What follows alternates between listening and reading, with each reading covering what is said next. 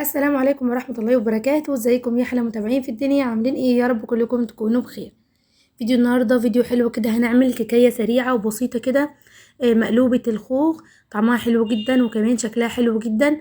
ولو مش بتحبوا الخوخ عموما هتحبوه ان شاء الله في الوصفة بتاعتنا بتاعت النهارده. مقاديرها بسيطة جدا وكمان مكوناتها ان شاء الله هتكون متوفرة عندنا كلنا في كل بيت.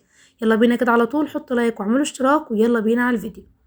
اول حاجة في كزرولة كده حطيت نص كوباية من السكر وحطيت عليهم معلقتين كبار من المية.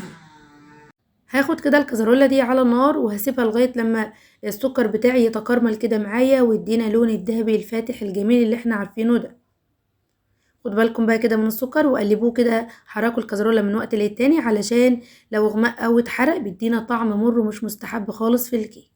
اول ما يدينا الشكل اللي هو الحلو ده، قبل بقى كده ما يطلع الدخان بتاعه او يتحرق، بناخده كده على طول ونحطه في صينية بتكون حاطين في القعر بتاعها كده ورقة زبدة، ودهنين طبعا الجوانب بالزبدة بالشكل ده.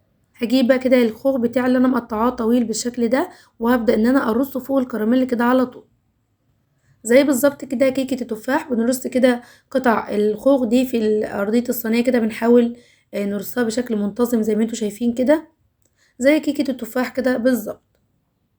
وكمان لازم أأكد عليكم ان انتوا لازم تكونوا حاطين ورقة زبدة في أرضية الصينية علشان لما نيجي نقلب الكيكة تتقلب معايا، وكمان الكراميل اللي ينزل معايا من غير ما يتحرق ولا يلزق في الصينية.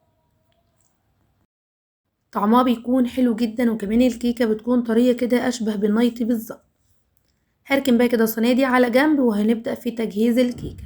في بولة كده هحط 3 بيضات او بيضتين، لكن يكون الحجم بتاعهم كبير. البيض بتاعي كان صغير، حطيت 3 بيضات بالحجم اللي انتوا شايفينه ده. وحطيت كمان عليهم نص كوباية من السكر، مش لازم سكر بودر زي انا ما انا حاطه، لكن السكر اللي كان عندي كانت حبيباته كبيرة وانا عايزة سكر من اللي هو الابيض الحبيباته صغيرة، فاضطريت ان انا احط سكر بودر زي ما انتوا شايفين كده. بضرب كده بالمضرب اليدوي، مش هنحتاج لمضرب كهربائي ولا خلاط ولا هاند بلندر ولا اي حاجة. لكن طبعا وكالعادة بقدر اقول لكم تقدروا تعملوا الخطوة دي في الخلاط او بالمضرب اليدوي عشان تسهلوا على نفسكم. حطيت كمان نص كوباية من الزيت او السمنة على الزيت او الزبدة على الزيت المتوفر عندك تقدري تستخدميه، وضربت لغاية لما القوام بتاعي بقى فاتح بالشكل ده. وبعد كده نزلت عليهم بعلبة صغيرة من الزبادي بالشكل ده. طبعا لو مش عايزين تحطوا زبادي تقدروا تستبدلوا علبة الزبادي دي بنص كوباية حليب اللي هو سائل او نص كوباية مية. وكمان حطيت معلقة كبيرة من الخل الابيض. بقلب كده الحاجات دي كويس بالمضرب اليدوي لغاية لما اتأكد ان هي امتزجت تمام. وبعد كده بجيب الدقيق بتاعي وببدأ ان انا انخله. كل ما دخلنا الدقيق في الكيكة كل ما دخل معايا هوا وطلعت معايا الكيكة نافشة وزي الفل. دخلت كده اول كوبايه زي ما انتم شايفين، وهبدا ان انا امزجها تماما مع المكونات السائله بتاعتي. ودي اللي تستعملوه او تستخدموه عامه في الكيكه، يفضل ان هو يكون دقيق ابيض علشان الكيكه بتاعتنا يكون اللون بتاعها فاتح مش غامق بالشكل ده. وزي ما قلت لكم كل ما دخلنا الدقيق اكتر كل ما ادانا نتيجه هايله في الكيكه. هجيب كمان نص كوبايه من الدقيق ونخلتها كده على باقي المكونات، يبقى كده كميه الدقيق اللي احنا استعملناها كوبايه ونص بالشكل ده. وبعد كده بنخل كمان عليه معلقة كبيرة كده من البيكنج باودر، وبقلب بقى كده كل المكونات بتاعتنا مع بعضها، وكده عجينة الكيك بتاعتنا بتكون خلصت بالشكل ده لغاية لما يدينا قوام كيكة زي ما انتوا شايفينها كده. هاخد بقى خليط الكيكة بتاعي ده وهنزل بيه على الصينية اللي احنا حاطين فيها الكراميل وكمان الخوخ بالشكل ده. وزي ما قلت لكم في اول الفيديو تقدروا تشيلوا الخوخ وتحطوا مكانه مشمش او تفاح او اي فاكهة انتوا بتحبوها. طبعا في الوقت ده بكون انا مشغله الفرن قبل ما ابدا شغل اصلا في الكيكه، بكون مشغلاه على نار هاديه علشان الفرن بتاعي يكون ساخن قبل ما ندخل فيه الكيكه. ومعنى اني بقول الفرن يكون ساخن مش عايزاه يكون ساخن او حامي جدا، انا عايزه الفرن يكون ساخن حرارته ساخنه قبل ما ادخل الكيكه، ومش عايزاه برضو ساخن جدا لدرجه ان الكيكه تاخد صدمه كده وتاخد كفر من فوق وتحت وتطلع معجنه من المنتصف. انا عايزه الفرن يكون ساخن بس. بدخل الصينيه دي في الرف الاوسط، بتاخد معايا من 30 او 25 دقيقه، مش بتاخد وقت كتير في الفرن. طب نعرف ازاي ان الكيكه بتاعتنا استوت؟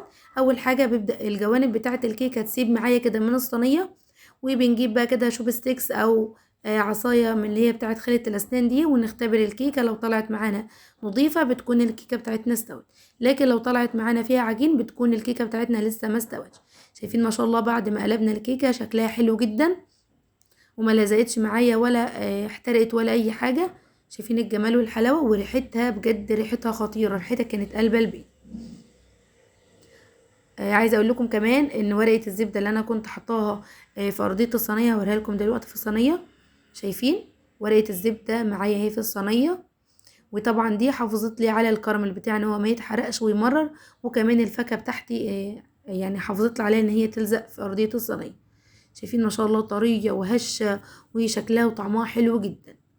الخوخ بيكون طري كده ودايب معانا، وكمان واخد طعم من الكراميل كده وطعمه حلو جدا. وكمان الكيكه بتاعتنا طريه ما شاء الله وهشه وزي الفل وعامله زي النايت كده بالظبط. هقطع لكم كده حته علشان تشوفوا قد ايه الكيكه بتاعتنا ناجحه ما شاء الله ومظبوطه لو مشيتوا على نفس الخطوات اللي انا قلت لكم عليها. وانا بقطع كده الكيكه هقول لكم على شويه نصايح علشان الكيكه تطلع معاكم مظبوطه. اي كيكه عامه مش لازم الكيكه دي. علشان تطلعوا الكيكه معاكم مظبوطه ركزوا كويس جدا في النصايح دي هتفيدكم جدا. اول حاجه لازم المواد اللي احنا بنشتغل بيها سائله، اللي هي البيض والحليب او الميه، لازم يكونوا بدرجه حراره الغرفه. تاني حاجه دي اللي نعمل بيه الكيكه يكون دي ابيض علشان تطلع معانا باللون الفاتح ما شاء الله اللي انتوا شايفينه ده، وبالقوام ده بيكون لونها فاتح كده زي النايت اللي بنشتريه بالظبط.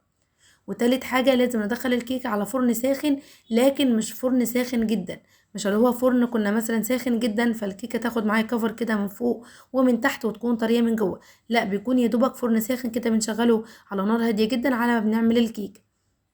تالت حاجة منطلعش الكيكة من الفرن غير لما احرف العجينة تسيب الصينية. رابع حاجة ما نفتحش على الكيكة قبل مرور 25 دقيقة على الأقل أو 20 دقيقة. خامس حاجة بقى، والحاجة دي مهمة جدا ركزوا فيها، في الصيف بنستعمل المواد السائلة بدرجة حرارة الغرفة، لكن في الشتاء بندفي المواد السائلة قبل ما بنحطها على العجين. يعني لو هنستخدم مية أو حليب بندفيهم الأول. وبكده بيكون خلص معانا فيديو النهاردة، وأشوفكم على خير.